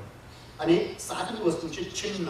છિન્ન એટલે શું? જેવી રીતના તમે કેળું વગેરે ખાઓ તો અમુક કેળાનો ભાગ છે ને એકદમ વધારે પડતો પાકી ગયેલો હોય, ઓવરરાઈપ હોય. એટલે ઓવરરાઈપ હોય એટલે શું કરાય કે એ ઘણી વખત હેલ્થને નુકસાન કરે, આંતરડાની અંદર બીમારી વગેરે ફેલાવે. એટલે બહુ વધારે પડતો ઓવરરાઈપ હોય આપણે એને શું કહીએ? કટ કરીને એને ફેંકી દઈએ. છિન્ન એટલે કટ કરીને ફેંકી દઈએ. અને બાકીનો જે ભાગ છે સાર ભાગ એને આરોગવો, આ છિન્ન કહેવાય. છિન્ન એટલે છેદેલું અથવા તો કટ કરીને જે અનુપયુક્ત છે, ખોટું છે, ખરાબ છે કાઢીને બાકી વિશેષ. તો આવી રીતના સાત છે: કૃત, સુસંસ્કૃત, સંયુક્ત, પ્રયુક્ત, ઉપયુક્ત, પરિત્યક્ત અને છિન્ન. બરાબર છે? એવી રીતના સમ્યક્ત્વ સંદર્ભે પણ આ સાતને આવી રીતના સમજી શકાય. કૃત એટલે જે સમ્યક્ત્વ, જે સાચી શ્રદ્ધા વગેરે એ આપણે કેવી રીતના ઉત્પન્ન થાય તેવા પ્રકારના આપણે સ્વાધ્યાય વગેરે જે કરવું વિશેષ કે આવી રીતના જે આપણે ત્યાં કીધું છે કે નવ તત્વનું જ્ઞાન પ્રાપ્ત કરે તો એ સમ્યક્ત્વને પ્રાપ્ત કરી શકે. કરે જેવું નિયમ નથી પાછું. તમે એમ ના કહેતા કે નવ તત્વ ભણે એટલે સમ્યક્ત્વ તો જેને કે પણ એને શ્રદ્ધાપૂર્વક એને ભણે અને તે તેમ છે તેમ છે ને તેમ જ છે એવું દ્રઢતા એની અંદર બેસે ત્યારે તો આવી રીતના કૃત. પછી સુસંસ્કૃત એટલે શું? કે ભારે ભારે ધર્મના સંસ્કાર એ હૃદયની અંદર નાખે જ રાખે. કારણ કે આત્માની અંદર સંસ્કાર નાખવા પડે છે ભારે ભારે. એકની એક વસ્તુ જે રીતના આપણે દીવાલ રંગવી હોય, પહેલી વખત રંગી, પછી એ જ કલર પાછો પછી બીજી વખત પાછો કર્યો, પછી એ જ પાછો ત્રીજી વખત કર્યો. જેટલી વખત રંગ કરતા જાઓ એટલી વખત જે કલર છે એ ગાઢ થતો જાય, ડાર્ક પણ થાય અને સારો પણ થાય. એવી રીતના આત્મા ઉપર ભારે ભારે સારા સંસ્કાર, ધર્મના સંસ્કાર, શ્રદ્ધાના સંસ્કાર ભારે ભારે નાખવા પડે છે અલગ અલગ પદ્ધતિઓથી. એટલે જ આપણે ત્યાં અલગ અલગ પ્રકારની ક્રિયાઓ છે. આ ક્રિયાઓ સમજાય છે શા માટે છે આટલી બધી? કે એટલા માટે કે અલગ અલગ ક્રિયાઓથી આપણે સંસ્કાર નાખવાના છે. કોઈ વખત દેવદર્શનથી, કોઈ વખત પૂજનથી, કોઈ વખત સામાયિકથી, કોઈ વખત પ્રતિક્રમણથી, કોઈ વખત વેયાવચથી, કોઈ વખત ગૃહવંદનથી, કોઈ વખત તપશ્ચર્યાથી. આમ અલગ અલગ પ્રકારે આત્માની અંદર બારે ઘડીએ સારા સંસ્કાર નાખ કરી એવી રીતના શ્રદ્ધા મજબૂત થાય એવા પ્રકારનું જેને કહીને આપણે સંસ્કાર નાખીએ. એવી પ્રકારની કથાઓ, એવી પ્રકારનું પ્રભુ ભજન, એવી પ્રકારની સ્તુતિ જે શ્રદ્ધાને મજબૂત કરે એ સુસંસ્કૃત. પછી સંયુક્ત એટલે બે વસ્તુને ફેરવવું. ધર્મ, શ્રદ્ધા એની અંદર હજી વધારે દ્રઢતા લાવવા માટે બે વસ્તુ ફેરવવી. કેવી રીતના? કે જ્ઞાન અને ક્રિયા એ બંનેને મિક્સ કરો. આપણે ત્યાં કીધું જ છે જ્ઞાન ક્રિયાભ્યામ મોક્ષ. અથવા તત્વસૂત્રની અંદર પણ સૂત્ર છે સમ્યક દર્શન જ્ઞાન ચારિત્રાણી મોક્ષ માર્ગ. ભેગું કરવું, મિક્સ કરવું, જેથી કરીને કે હજી વિશેષ દ્રઢતા અંદર ઉમેરાય. એ પછી છે પ્રયુક્ત એટલે જે ભાવ વૃદ્ધિ કરાવે એવા પ્રકારનો ધર્મ વારે વારે કરવો. કારણ કે બધાની ભાવ વૃદ્ધિ અલગ અલગ પ્રકારે થતી હોય છે. કોઈકને ગૃહ વ્યાજ કરે ને ખૂબ આનંદ આવે તો એની પ્રકૃતિને અનુકૂળ શું છે? એનો રસ એની અંદર છે તો એનો રસ છે વ્યાવચની અંદર. જો વ્યાવચ કરશે, જેટલી વખત વ્યાવચ કરશે તો એને હજી આનંદ આવતો હશે. કોઈકની પ્રકૃતિ એવી હોય છે કે એને ભગવાનની ભક્તિની અંદર બહુ મજા આવે. એને કહે ભક્તિ કરતો ખૂબ ભક્તિ કરશે પણ કદાચ એને સામાયિકની અંદર એટલો આનંદ નહીં આવે. કોઈને સામાયિકની અંદર વધારે આનંદ આવતો. તો જેની અંદર વધારે સ્થિરતા બેસતી હોય એને એ કરવું વિશેષ. બીજું ન કરવું એવું નહીં. પાછું એમ નહીં સમજવું કે મને તો આ ગમે છે એટલે આ છે બીજું ન કરવું. પણ જે ગમે છે એ વારે વારે ખૂબ કરવું કે જેથી કરીને હજી વધારે દ્રઢતા આવે. એ પ્રયુક્ત ભાવ વૃદ્ધિનું કારણ જે હોય એને વારંવાર સેવવું એ પ્રયુક્ત. ઉપયુક્ત એટલે જે માર્ગ શક્તિના અનુસારે એને અનુકૂળ હોય. શક્તિના અનુસાર જે રીતના તપ છે એ તપ પણ કરવાનો છે તો કેવી રીતના કરવાનો છે? શક્તિ જોઈએ. કેવી શક્તિ છે? જે પ્રકારની શક્તિ હશે એ પ્રમાણે જો તપ કરશે તો એને ભાવ વૃદ્ધિ થશે અને શક્તિ ઉપરાંત તપ કરી લેશે તો ભાવ તૂટી જશે. તો જે પ્રયુક્ત છે, ઉપયુક્ત છે એના શક્તિના અનુસારે એ બળાબળ જોઈને એ પ્રકારે એને ધર્મ આચરવો. પછી પરિત્યક્ત. પરિત્યક્ત છે કે સમજાય આ બરાબર છે, આ બરાબર નથી, એને બરાબર વિવેક જાગે ત્યારે અમુક જે એને જીવનની અંદર જેને ખોટું એ કરતો હતો ધર્મ માર્ગે પણ એનો ત્યાગ કરતો જાય એટલે વધારે શુદ્ધ ધર્મ. જે રીતે સમજો પહેલા સામાયિક આપણે કરતા હોઈએ તો નોર્મલમાં સામાયિક શીખીને આપણે સામાયિક કરતા થયા. પછી આપણે શું કરવું જોઈએ? સામાયિકની અંદર વિશેષ સમજવું અને પછી સામાયિકની અંદર જે દોષ લાગતા હોય એને છોડતા જવા. પછી જેમ જેમ આગળ વધતો જાય તેમ તેમ તેની અંદર જે દોષો દેખાય તે છૂટતા જાય.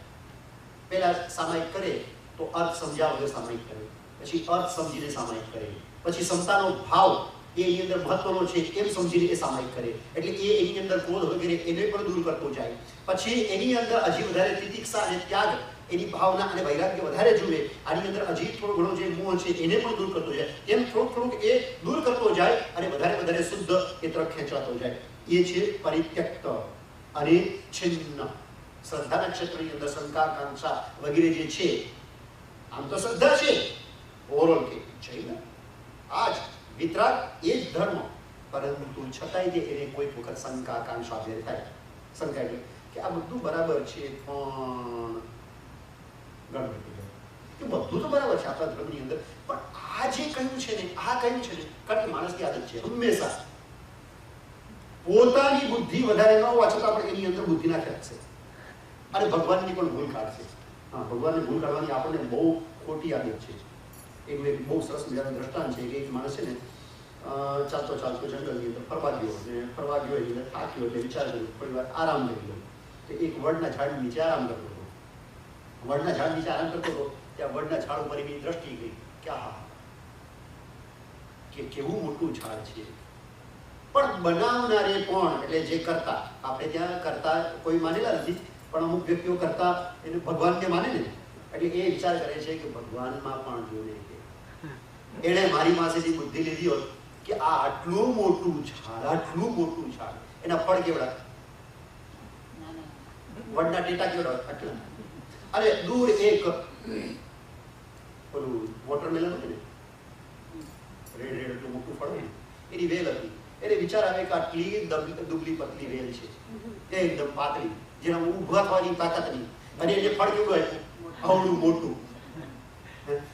અરે આટલું મોટું વૃક્ષ એને મોટું ફળ જોવે, ઓલી બચારી દુબળી પતલી વેલ હોય તો એક જેટલું ઉચકી શકે એવું નાનું ફળ એને જોવે. પણ આ ભગવાનની અંદર પણ જેને કહે કે મારી પાસે થોડી અક્કલ લીધી હશે તો હું આપત માણસની એટલે આપણે આ બધી અંદરની તુક્કાઓ આવા હોય છે.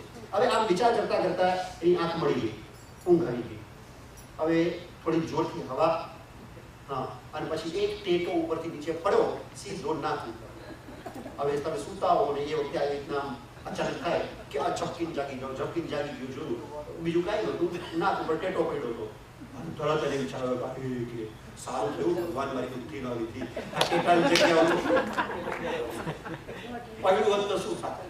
એટલે આપણી બુદ્ધિ આવી હોય છે એની અંદર ખોટી શંકાઓ કરીશું, ખોટી જેને કે અન્ય ધર્મ એની આપણે આકાંક્ષા રાખીશું, અન્ય દેવી દેવતાઓની આકાંક્ષા રાખીશું, વિચિકિત્સા કરશું એટલે કે આ જે તપશ્ચર્યા છે, ત્યાગ છે, ચારિત્ર છે એના પ્રત્યે આપણને જેવી કે જેવી શ્રદ્ધા દ્રઢતા વગેરે હોવું જોઈએ એ નહીં રાખીએ. બરાબર છે? તો આ જે બધું શંકા વગેરે છે ને એને સમજીને એનો છેદ એને કટ કરી નાખવાનો ત્યાં ન જોઈએ. અને આમ શંકા કાંક્ષા વગેરે આ જે દુર્ગુણો છે એને કાઢીને દ્રઢ સમ્યક્ત્વને પ્રાપ્ત કરવું. આ સમ્યક્ત્વ અધ્યયનની અંદર આ બધું સારી રીતે, આની અંદર તો ઘણો બધો વિસ્તાર છે સામાન્ય રૂપે કીધું. એ પછી છે લોકસાર અધ્યયન. લોકસાર અધ્યયનની અંદર શરૂઆત જ આવી રીતે છે બહુ સરસ કે લોગસ્ય સારમ ધમ્મો ધમ્મમ પિય જ્ઞાન સારિયમ બિંદી જ્ઞાન સંજમ સારમ ચ નિર્વાણમ. સંસારનો સાર શું? તો કે લોગસ્ય સારમ ધમ્મો. આ સંસારની અંદર સાર રૂપ હોય તો ધર્મ છે. કારણ કે ધર્મ જ એવો છે કે જે જીવને દુઃખની અંદર પડતા રોકે છે અને સુખની અંદર રહી જાય છે. એટલે આ જગતની અંદર સાર રૂપ હોય તો ધર્મ છે. આમ સાર રૂપ ઘણી બધી આપણને વસ્તુ દેખાય. ચામડાની આંખથી જોઈએ તો આપણે ભૂલા પડી જઈએ. ચરમ નયન કરી માર્ગ જોવતા ભૂયો સયલ સંસાર, તેણે નયણે કરી માર્ગ જોઈએ નયન તે દિવ્ય વિચાર. કે ચામડાની આંખથી આપણે જોવા ટેવાયેલા છે એટલે આપણને બધી વસ્તુ સાર લાગે કે આ સરસ છે, આ સરસ છે, ઓલું સરસ છે. આનંદ ગંજી અજીતનાથ ભગવાનના સ્તવની અંદર કહ્યું છે કે ચરમ નયન કરી માર્ગ જોતા. કે ચામડાની આંખથી જોઈએ છીએ તો ભૂલા પડીએ છીએ, જ્ઞાનની આંખથી જોઈએ તો ભૂલા ન પડાય. અને જ્ઞાનની આંખથી જોઈએ તો હકીકતની અંદર જે છે સાર એ દેખાય. ચામડાની આંખથી જોઈએ તો આ સંસારની અંદર જે રૂપ રંગ વાળા સારા સારા પદાર્થો છે એ બધા દેખાય, આપણને બધું એ સાર દેખાય. જો આપણે ચામડાની આંખથી જોઈએ ને તો સામે જે વસ્તુ પડેલી છે એનો વર્તમાન પર્યાય દેખાય એટલે એની પર આસક્તિ ચોટી જાય. આપણે જેવી રીતના રસગુલ્લું પડેલું છે એનો વર્તમાન પર્યાય જ માત્ર સારું છે. જો એના 3 પર્યાય જુઓ તો રસગુલ્લાનો એ બન્યું એ પહેલાનો પર્યાય જુઓ અને પછી એ રસગુલ્લાનો એ પછીનો પર્યાય જુઓ તો ખરા. 3 પર્યાય સામે એક સાથે આપણને દેખાય તો રસગુલ્લો ખાવાની ઈચ્છા થાય કરી. રસગુલ્લાનો પછીનો પર્યાય શું છે? ભૂતકાળનો એટલે ભવિષ્યકાળનો. એ અંદર પેટમાં ગયું, હવે પછી પર્યાય શું છે એનો બદલાયો. જોવાની ઈચ્છા થાય, ખાવાની ઈચ્છા થાય. સાંપ્રત એક સાથે જો બધા પર્યાયો દેખાય ને તો આસક્તિ રહે જ નહીં. વિતરાગને કોઈ વસ્તુની અંદર આસક્તિ હોય જ નહીં. સાંપ્રત એટલે બધા જ પર્યાયો એક સાથે દેખાય છે. ક્યાંથી કોઈ વસ્તુ ઉપર આસક્તિ એને એ રૂપે પદાર્થ રૂપે વિનાડે પછી પર્યાય તરફ એનું જેને કે કાંઈ જ ના હોય, ફક્ત એને દેખાય બસ કાંઈ જ. એમણે તો રાજ્ય જતા રહ્યા ને પછી એને ક્યાંથી જાય કોઈ પણ જાતનો વાત. એટલે એ આગળ બધી પર્યાયો એક જ સમયે જોતા. એટલા માટે છે કે એ ફક્ત જુએ છે એની અંદર પરિણામ નથી પામતા. પરિણામ પામે તો રાકેશ જાગે ને પરિણામ નથી પામતા. એ પરિણામ પામ્યા વણ શુભાશુભ સર્વને દેખું ખરે, એ ભાવ અંતર જાગતા સહેજે ધનિયો નિસરે. પરિણામ પામ્યા વણ શુભાશુભ સર્વને દેખું ખરે. જે પણ દેખાય છે એને પરિણામ પામ્યા વગર દેખવાની વાત છે. અને એ પરિણામ પામ્યા વગર દેખતા રહે, એનો વિકાસ કરતા રહે ત્યારે એને વિતરાગ થવા મળે છે. એ વિતરાગ છે એટલે એ એમ જોઈ શકે છે એમ નહીં, પણ એમ જોઈ શક્યા છે એટલે એ વિતરાગ છે. આખું ઊંધું રિવર્સની અંદર તમે જુઓ. આપણે ઘણી વખત એમ કહેતા હોય છે આપણા સહજ બોલચાલની અંદર કે ભગવાન છે એટલે એવું કરી શકે નહીં. એના કરતા આમ જુઓ કે એ કરી શક્યા છે એટલે ભગવાન બન્યા છે. એ ભગવાન છે એટલે એવું કરી શકે છે એમ નહીં. એને આવું આચર્યું છે, ભગવાન છે એટલે આવું તપ કર્યું છે, ભગવાન છે એટલે આવું ઉત્કૃષ્ટ ધ્યાન કર્યું છે, ભગવાન છે એટલે આવું ઉત્કૃષ્ટ ચારિત્ર પાડ્યું છે એમ નહીં જોવાનું. એ હકીકત જ નથી. એ આખી હકીકતથી વિપરીત વાત છે. હકીકત શું છે? એને આવું ઉત્કૃષ્ટ સંયમ પાડ્યું એટલે ભગવાન છે, આવું ઉત્કૃષ્ટ ધ્યાન કર્યું એટલે ભગવાન છે, આવું ઉત્કૃષ્ટ તપ કર્યું એટલે ભગવાન છે, એટલે ભગવાન બની શક્યા છે. એમ એ વિતરાગ છે એટલે આવું જોઈ શકે છે અથવા તો આવું નથી જોઈ શકતા એમ નહીં. જે જેવું જોવા જેવું છે એવું જોઈ શક્યા છે એટલે એ ભગવાન બન્યા છે. બરાબર વાત બેસે છે?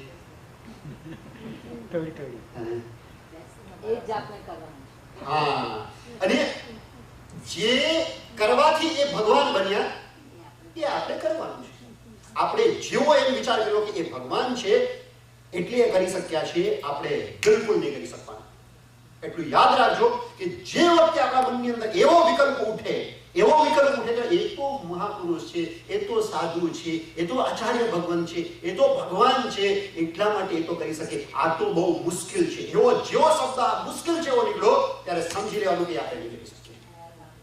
કારણ કે આપણે અંદર એ પુરુષાર્થની ઈચ્છા નથી. જેવો મુશ્કેલ શબ્દ આવે એ પુરુષાર્થની ઈચ્છા નથી એમ સમજવાનું. અને જેને આવો મનની અંદર વિકલ્પ ન ઉઠે એમ સમજવાનું એની ઈચ્છા છે. એ કરશે, કદાચ નિષ્ફળ થશે, એક વખત નિષ્ફળ થશે, 2 વખત નિષ્ફળ થશે, કીડી 5 વખત 10 વખત નિષ્ફળ જાય તો પણ 11મી વખત એ દિવાલ ચડવાનું ચાલુ જ રાખશે. એ રીતના આપણે એવું નથી કે આપણે નિષ્ફળ નહીં થઈએ. આ માર્ગે ચાલતા ઘણી વખત ઠોકર લાગશે, ઘણી વખત પતિત પણ થઈશું, ઘણી વખત આપણા ભાવ પણ પડશે, ઘણી વખત આપણી ક્રિયાઓની અંદર પણ આપણે સેટલ થઈશું. પરંતુ એની અંદર જો આપણે પુરુષાર્થ ન છોડીએ તો ક્યારેક ને ક્યારેક ચોક્કસ પ્રાપ્ત કરી શકાય છે. એ આની અંદર સમજવાનું છે.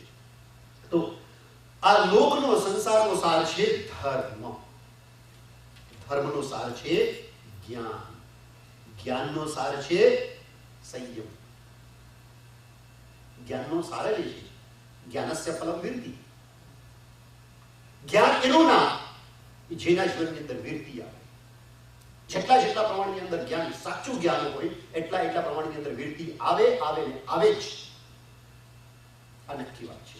અને જો વૃત્તિ નથી આવતી તો શંકા છે કે હકીકતમાં જેને આપણે જ્ઞાન સમજીએ છીએ જ્ઞાન છે કે ફક્ત જાણકારી છે.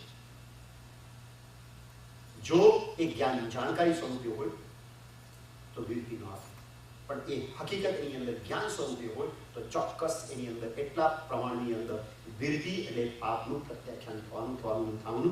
નાણમ સંયમ સારમ ચલિત. જ્ઞાનનો સાર સંયમ અને સંયમનો સાર નિર્વાણ. એમ આ લોક સારાધ્યાયની અંદર આવી રીતના શરૂ કરેલું છે. એની અંદર પણ ફરીથી કામ ભોગ અને ક્રોધાદી એની ઉપર જોર દીધા કીધું છે કે ગુરુ સે કામા તવો સે મારસ અંતો, જો સે મારસ અંતો તવો સે દૂરે. કામ દુષ્ટ્યજ છે. આની અંદર કીધું છે ગુરુ સે કામ. બહુ જ માર્મિક વાત કરી છે કે કામ ભોગની ઈચ્છા છે. આ ઇન્દ્રિયો જનિત જે સુખ છે એને ભોગવવાની, એને વારે વારે ઉપયોગ લેવાની જે આપણી અંદરની ઈચ્છા છે એ ઈચ્છાનો ત્યાગ તો બહુ જ કઠિન છે. ગુરુ સે કામ બહુ જ દુર્લભ છે. એનાથી મુક્ત થવું. તવો સે મારસ અંતો. અને એના કારણે જ જીવ વારે વારે મરે છે અને વારે વારે જન્મે છે. તવો સે મારસ અંતો, જવો સે મારસ અંતો તવો સે દૂરે. અને જેટલા પ્રમાણની અંદર એને આ કામભોગની ઈચ્છા જે છે એ વખતે મરે છે, જન્મે છે અને જેમ જન્મ મૃત્યુ થતા જ રહે છે એના કારણે જ એ મોક્ષથી દૂર રહે છે. એને જ્યાં સુધી જન્મ અને મૃત્યુ ખૂંચતા નથી. પુનરપી જનનમ પુનરપી મરણમ પુનરપી જનની જઠરે શયનમ એ સંસાર એક વિસ્તાર. કે આ ફરી ફરીને જન્મવું, ફરી ફરીને મરવું, આ બહુ દુઃખ ભરેલું છે, કંટાળા ભરેલું છે. એમ જ્યાં સુધી નથી જણાતું ત્યાં સુધી એ મોક્ષથી દૂર રહે છે. એટલી મૂળભૂત એ સુખ ભોગની ઈચ્છા એક જગ્યાએ આવી રીતના જ ભગવાને કીધું છે. આખી ચેઇન લિંકની અંદર ભગવાને ઘણી વાતો એક પછી એક લિંકની અંદર કહેલી છે કે જેથી કરીને એના મૂળ સુધી આપણે જઈ શકીએ અને સારી રીતે સમજાય. ભગવાને કીધું છે રાગોય દોષોય વિયકમ્મ વિયમ. રાગ અને દ્વેષ છે એ કર્મના બીજ છે. રાગોય દોષોય વિયકમ્મ વિયમ કમ્મમ ચ મોહ ભયમ વ્યક્તિ. એ કર્મ થકી જ મોહ ઉત્પન્ન થાય છે. કમ્મમ ચ જાય મરણસ્સ મૂલમ. એ મોહનીય કર્મ છે એ જ જન્મ જરા અને મૃત્યુનું કારણ છે. દુઃખમ ચ જાય મરણમ ભયંતિ. અને એ જ જન્મ જરા મૃત્યુ એ ખરેખર દુઃખ છે. રાગોય દોષોય વિયકમ્મ વિયમ કમ્મમ ચ મોહ ભયમ વ્યક્તિ કમ્મમ ચ જાય મરણસ્સ મૂલમ દુઃખમ ચ જાય મરણમ ભયંતિ. રાગ દોષ એ પોતે જ મોહ નથી. હે રાગ દોષ એ પોતે જ મોહ નથી. મોહને આની અંદર એવી રીતના સમજવાનું કે એ વસ્તુની અંદર થોડી તીવ્રતા. એટલે સામાન્ય કોઈ પણ વસ્તુ આવી એની અંદર સામાન્યપણે રાગદ્વેષ કરવો, તે રાગદ્વેષ સમજવાનું. એ રાગદ્વેષ થકી રાગોય દોષોય વિયકમ્મ વિયમ કર્મનું બીજ કારણ છે, એટલે કર્મ એ ઉત્પન્ન થાય છે. એના કારણે એ જે મોહનીય કર્મ છે એ વધારે દ્રઢ બને છે. કર્મનો બંધ અને કર્મનો અનુબંધ આ બંનેના વસ્તુ ઉપર ચિંતન કરવાથી એ એક્ઝેક્ટલી સામાન્ય કર્મ અને મોહ, સામાન્ય રાગદ્વેષ અને જે મોહ શબ્દથી મોહ આપણે કહીએ છીએ એનો ફરક ખબર પડશે. કર્મનો બંધ અને અનુબંધ. અનુબંધનો અર્થ એ છે કે જ્યારે જ્યારે કર્મથી ઉદયમાં આવે ત્યારે ફરીથી એવા પ્રકારનું નવું કર્મ બાંધે જીવ. એ મોહના તીવ્રતાને કારણે છે. આમ મોહને થોડુંક એનાથી અલગ સમજવાનું. બંનેનું રિલેશન છે, બધી વસ્તુનું આપસની અંદર રિલેશન છે. તો આવી રીતના અને એ જે ક્રોધ વગેરે છે એના માટે એક અદ્ભુત ચિંતન આની અંદર 5મા અધ્યાયની અંદર આપણે સમજવાનું છે. આત્કૃષ્ટેન મતા તત્વાર્થાન વેષણ મતિ કાયા યદિ સત્યમ કકોપ સ્યાત અનૃતમ કિમ લુકોપેન. કે જે આકૃષ્ટેન મતિમતા, ક્રોધ જ્યારે કોઈ વખત આવે ત્યારે બુદ્ધિમાન શું કરે. કસાય ઓરમ કસાયની વાત છે. એ ક્રોધનું એક્ઝામ્પલ આપણે આપી દીધું છે કે આકૃષ્ટેન મતિમતા તત્વાર્થાન વેષણે મતિ કાયા. ત્યારે જ્યારે એના મનની અંદર ક્રોધ વગેરે ઉત્પન્ન થાય ત્યારે એ એનું અન્વેષણ કરે. ક્રોધનું. ક્રોધનું અન્વેષણ એટલે એની ઉપર ચિંતન મનન કરે, એનું સારી રીતે વિશ્લેષણ કરે. અને એના વિશ્લેષણની અંદર એક અદ્ભુત વાત એના પછીની લાઈનની અંદર કીધી છે, બહુ સરસ છે. યદિ સત્યમ કોપ, કોઈ વ્યક્તિની ઉપર આપણને ક્રોધ આવે છે, જો સામેવાળા ઉપર આપણને ક્રોધ આવે છે, જો એને સાચું કીધું છે તો પછી ક્રોધ ના કરાય. જો એને સાચું કીધું તો ક્રોધ કરવાનું શું છે? ક્રોધ કરાય ના કરાય. અને જો એને ખોટું કીધું છે તો પછી ક્રોધ કરવાની જરૂરત જ ક્યાં રહેશે? કેટલું સરસ ચિંતન છે. જો સામેવાળો સાચો છે તો તેનો ઉપકાર માનવાનો છે કે સારું છે, તે કીધું એ ક્રોધ નથી કરવાનો, એનો ઉપકાર માનવાનો છે કે તે સાચું કીધું, તમારી ભૂલ સુધારી, બહુ સરસ. અને એને ખોટું કીધું છે તો હવે ખોટું જ કીધું છે તો એની પર ગુસ્સો કરવાનું કેવું હતું? એ ખોટો જ છે, વાત ખતમ. ત્યાં એ સાચો જ નથી ને, વાત ખતમ. એટલે આ ક્રોધને દૂર કરવા માટેનું આ જેને કે એક ચિંતન છે. અથવા તો એની ઉપર હજી તે એક બહુ સરસ ચિંતન આપેલું છે કે અપકારીણી કોપશ્ચે કોપે કોપઃ કથમ નતે. હજી ક્રોધ ઉપર એક બહુ સરસ બીજું ચિંતન છે બીજા શ્લોકની અંદર કે આપણને કોઈ આપણું ખરાબ કર્યું હોય તો ગુસ્સો આવે ને આપણને, એટલે કે એને ખરાબ કર્યું એટલે મને ગુસ્સો આવ્યો, એનું મારું અહિત કર્યું એટલે એની પર ગુસ્સો આવ્યો, બરાબર છે? એટલે જે ખરાબ કરે એની ઉપર ગુસ્સો આવવો જોઈએ એ સ્વાભાવિક છે, બરાબર છે? શું છે આપણું પરમિશન કે અહિત કર્યું એટલે ગુસ્સો આવ્યો. અપકારીણી કોપશ્ચે કે અહિત કરનાર ઉપર ગુસ્સો આવવો જોઈએ. તો આપણું અહિત સૌથી વધારે કોપ કરે છે, ક્રોધ છે એ આપણું સૌથી વધારે ક્રોધ કરે, આપણું અહિત કરે છે, બરાબર છે? એટલે સૌથી વધારે ગુસ્સો કોની ઉપર આવવો જોઈએ? તો ક્રોધ જ કરવો છે તો ક્રોધ ઉપર ક્રોધ કરો, ને પોતા ઉપર નહીં. પોતે ક્રોધ કર્યો એટલે પોતા ઉપર ક્રોધ નથી કરવાનો, પણ કોપ ઉપર કોપ કરવાનું છે. કોપ ઉપર કોપ કરવો એટલે શું? કે કોપને દૂર કરી દેવો. કોપ ઉપર કોપ કરવો એ કોપને દૂર કરી દેવો. કેટલું મસ્ત ચિંતન છે. હા, એટલે કોપને દૂર કરવા માટે આવી રીતના કોપને.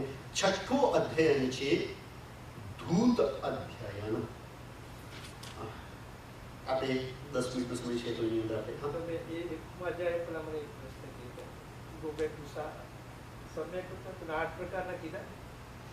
સમ્યક્ત્વને અલગ રીતે 7 પ્રકારે સમજાવ્યું. એ બધા વ્યવહાર સંકેત કહેવાય. આ તો એક સમ્યક્ત્વ, બાકી તો એક્ચ્યુઅલી અંદર સમ્યક્ત્વના દ્રવ્ય ને ભાવ સમ્યક્ત્વ, એની અંદર વ્યવહાર સમ્યક્ત્વ, નિશ્ચય સમ્યક્ત્વ, આ બધાનું વર્ણન તો આપણે સંકેતના 67 જે બોલ છે એની અંદર બહુ વિસ્તાર કહેવાય છે. આ એક જો જ્ઞાનીઓ છે ને કહેવાય છે ખબર છે, એ અલગ અલગ સરખામણી કરીને વસ્તુ તત્વને સમજાવવાનો પ્રયાસ કરે.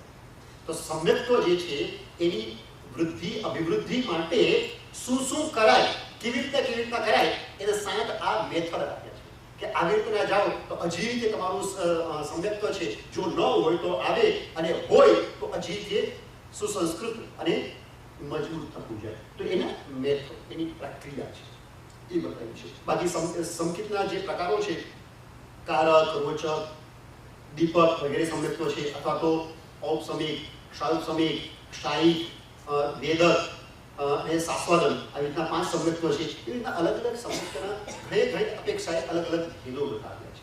પણ ફાઇનલ શું એકદમ પરફેક્ટ જેવું છે એકદમ ટૂંકી વ્યાખ્યા, એકદમ ટૂંકી વ્યાખ્યા. પછી એની ઉપર તમે અંદરથી સમજતા જ જજો, ચિંતન કરતા જજો. જે રીતના પ્રમાદની અંદર કીધું ને એવી રીતે આની અંદર એક ટૂંકી વ્યાખ્યા કીધી. જે જેવું નથી તેને નથી એવું માનવું, અને જે જેવું છે તેને તેવું છે તેવું માનવું, તે સમજાય. ફરીથી બોલું છું, કારણ કે આની અંદર પછી ફક્ત તમારે ચિંતન કરવાનું છે. આ એક ટૂંકી મેથડ આપી દીધી. જે જેવું નથી, ફરીથી, જે જેવું નથી તે તેવું નથી તેમ દ્રઢતાથી માનવું, અને જે જેવું છે તે તેવું જ છે તેમ દ્રઢતાથી માનવું, તે સમ્યક્ત્વ. છે બધું.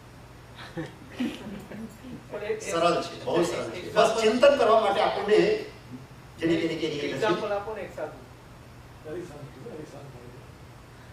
જે જેવું છે તે તેવું દ્રઢતાથી માનવું. દ્રવ્યથી બાહ્યથી એક્ઝામ્પલ આપું છું, અધ્યાત્મથી નહીં. શું છે કે પેન છે, હું કહું આ પેન છે, સાચું છે, શું માનશો?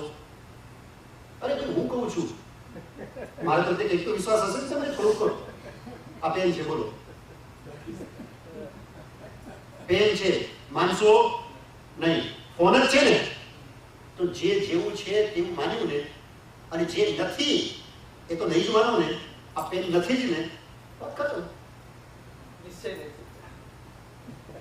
એક વ્યાપારિક ઉદાહરણ છે. એવી રીતના જ બધા જગતના તત્વો વિશે, એટલે કે જીવ વિશે, અજીવ વિશે, પુણ્ય વિશે, પાપ વિશે, આશ્રમ વિશે, સંવર વિશે, નિર્જય વિશે અને મોક્ષ વિશે આવી રીતના સમજવું. આ આમ છે, આમ નથી, આમ છે, આમ નથી, આમ છે, આમ તેમ. અને એવી રીતના પછી એને દ્રઢતાથી માનવું કે સમજ. પણ એ પ્રતિથી રૂપ થાય તો એ પ્રતિથી રૂપ થવું તે એનું મહત્વ, તે જ એની મહત્તા છે.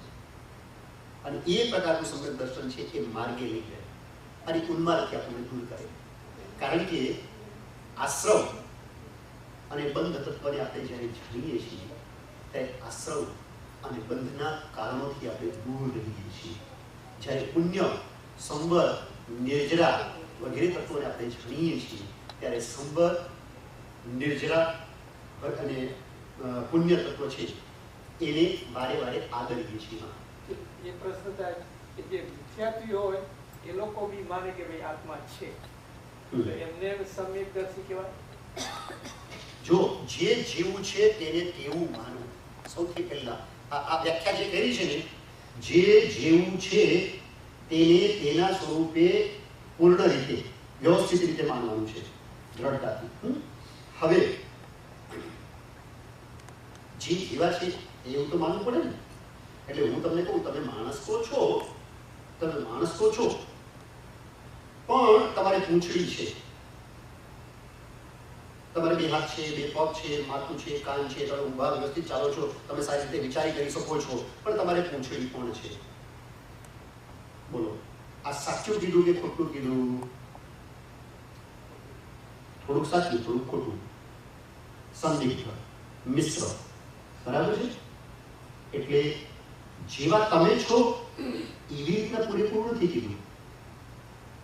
એ સંદર્ભે મિથ્યા છે. જ્યારે હું સંપૂર્ણ તમે જેવા છું તેવા હું તમને કહું કે એવું માનું તો એ સમજ. તો આત્માના વિષયમાં એ આત્મા છે એમ તો કીધું છે, પણ પછી જે આત્માના ગુણોની વાત આવે છે ત્યારે ઘણી ઘણી વાતો આવી વિપરીત કહીએ તો આત્મા છે એટલું માત્ર માનવાથી એ સમકીતી ન બની શકે. એવી રીતે બધી વસ્તુની અંદર છે. ભલે જીવ માને, અજીવ માને, પણ એ જીવનું જેવા સ્વરૂપે જીવ તત્વ માનવું જોઈએ એવા સ્વરૂપે ન માને. અજીવને જેવા સ્વરૂપે માનવું જોઈએ, જે ખરેખર છે એવા સ્વરૂપે, એને એવા સ્વરૂપે માનવું જોઈએ એ ન માને. જે જેવું છે તેને તેવું માને, જે જેવું નથી તેને એ નથી માને. તે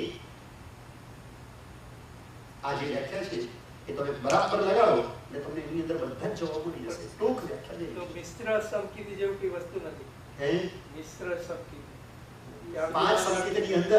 પાંચ સંકેતની અંદર શાશ્વત બતાવેલું છે.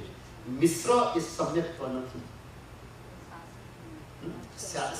શાશ્વદન છે. બરાબર છે? અને એ શાશ્વદન સમ્યક્ત્વ બતાવવાનું પણ રીઝન એ છે કે અલ્પ એની અંદર સ્વાદ છે. બાકી 6 આવલિકા રીતુ સમ્યક્ત્વ એની અંદર 6 આવલિકા એટલે શું? આની અંદર કેટલી આવલિકા નીકળી જાય છે આમ શક્તિ ઉગાડવાથી. એટલો અલ્પકાલ એટલે એની અંદર સમ્યક્ત્વનો જ્ઞાનીની દ્રષ્ટિની અંદર થોડોક સહેજ સ્વાદ કહેલો છે એટલે શાશ્વત સમ્યક્ત્વ છે. બાકી તો જે એકચ્યુઅલની અંદર સમ્યક્ત્વની વાત આવે છે તો એકચ્યુઅલની અંદર 3 પ્રકારના સમ્યક્ત્વ કીધા છે: ઔપસમિક સમ્યક્ત્વ, ક્ષાઉપસમિક સમ્યક્ત્વ અને ક્ષાયિક સમ્યક્ત્વ. આ 3 પ્રકારના. જેને શાસ્ત્રોદન થાય એને નિયમથી પછી થાય જ શું સંકિત નહીં, એ શાસ્ત્રોદન સમ્યક્ત્વ છે ને એ પડતા આવે છે. ઉપરથી પડે ત્યાં ચોથે સમકિતી જીવ હોય, એ સમકિતી જીવને અનંતાનુબંધી કસાયનો ઉદય થાય એટલે ચોથા ગુંઠાણામાંથી પડે પણ એ સીધા ફર્સ્ટ અને બીજામાં જાય. એટલે અનંતાનુબંધી એને સારી રીતે જોવા ન દે અને હજી મિથ્યાત્વનો ઉદય નથી થયો એ રૂપ જે સમ્યક્ત્વ છે, આવી રીતના બંનેનું મિશ્રણ થયું છે. એનો સ્વાદ કેવો હોય તો કે ખીર પીધેલી હોય અને ઉલટી થાય ત્યારે એકદમ આછો પાતળો સહેજ જે સ્વાદ આવે ખીરનો, એવા પ્રકારનો જે સમ્યક્ત્વનો ત્યાં સ્વાદ તે શાસ્ત્રોદન સમ્યક્ત્વ. આવું આની અંદર કહેલું છે. વિતરાગની આજ્ઞા જે વ્યાખ્યા કરી હમણાં, પણ એમાં દ્રઢતા આપણને કેમ નથી આવતી?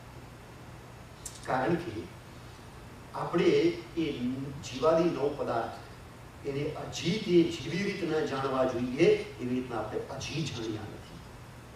એ જીવને જીવ તત્વ રૂપે સારી રીતે જાણીએ, એના પ્રાણ આપણને દેખાય, એની સંવેદનાઓ આપણને દેખાય.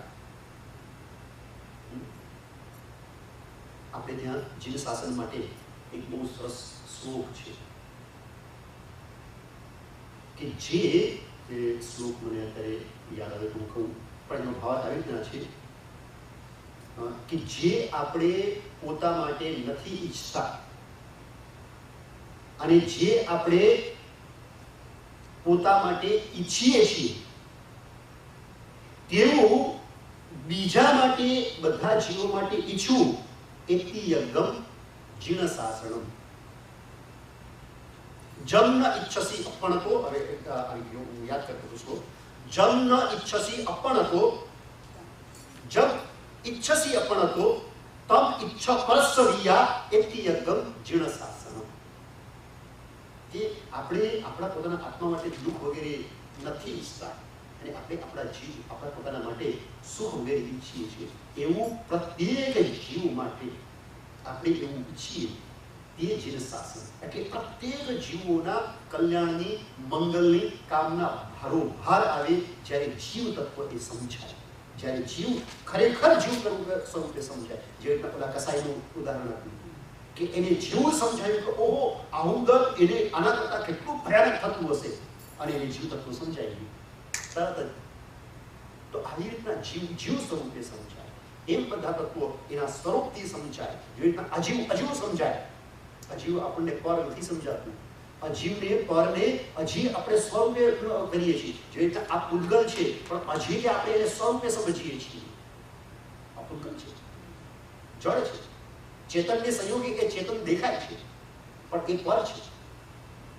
આ જીવને અજીવ સ્વરૂપે નથી સમજતા, જીવને જીવ સ્વરૂપે નથી સમજતા, પૂતગલને પૂતગલ સ્વરૂપે નથી સમજતા, પુણ્યને પુણ્ય સ્વરૂપે હજી તેનું સ્વરૂપ નથી સમજાયું, પાપનું સાચું સ્વરૂપ આપણને હજી જાણ્યું જ નથી. આપણે એમ કેવા ખાતર કહી દઈએ છીએ કે આ પાપ છે, આ પાપ છે, પણ પાપનું સ્વરૂપ જેવી રીતના પુષ્પચરા સાધ્વીએ જાણ્યું, એની આંખની સામે આખું નરકનું ચિત્ર, આ પાપ, આવું આપણને દેખાતું નથી. આપણે કોઈ વખત હોસ્પિટલ ગયા હોઈએ, બહુ દયનીય જીવો દેખાય ત્યારે ઘણી વખત આપણે કેવું અંદર, અને પછી આપણને થોડુંક પાપથી પાછા હટવાની ઈચ્છા થઈ જાય. થોડુંક ના આપણે આમ કરવું એમ અંદર થાકીએ એટલે થોડીક પડો સમજાય એટલે થોડોક પડો પાપથી આપણે પાછા હટી જાય, પણ પાછું એની ઉપર આવરણ આવી જાય મોહનું. એટલે પાપ સ્વરૂપે ન સમજાય. જો પાપ સ્વરૂપે સમજાય તો એનાથી આપણે દૂર થઈ જઈએ. આવી રીતના નવ તત્વ વિશે સમજાય. એમ જે નવ તત્વ વિશે સમજાય તે દ્રઢતા, તે સમ્યક દર્શન. વિતરાગ